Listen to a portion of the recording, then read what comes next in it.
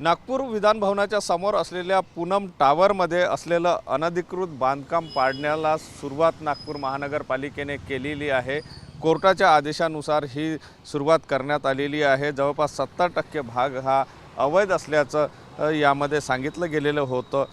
आणि महत्त्वाचं म्हणजे हे पूनम टावर्समधील अनधिकृत बांधकाम पाडायला आता सुरुवात केली। आपण या ठिकाणी बघू शकतो की स्लॅबचा भाग जो आहे तो वरचा भाग जो आहे तो पाडायला सुरुवात झालेली आहे।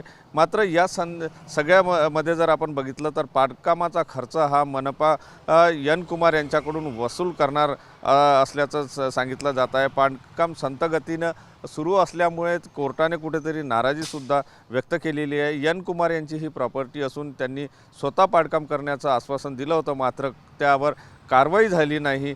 त्यामुळे न्यायालयाने कुठेतरी नाराजीसुद्धा व्यक्त केलेली आहे। 10 लाख रुपयाचा डिमांड ड्रॉप चुकीने वितरित म्हणून परत आल्याचं सुद्धा न्यायालयाने निदर्शनात आलेलं आहे।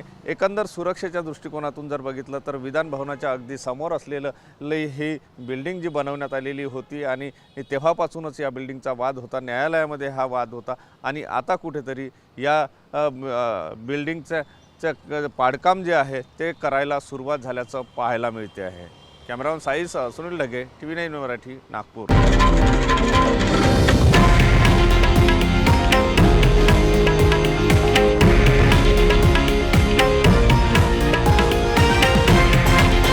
हे आहे देशातील नंबर 1 न्यूज नेटवर्क आणि आपण पाहत आहात TV9 मराठी, एकमेव।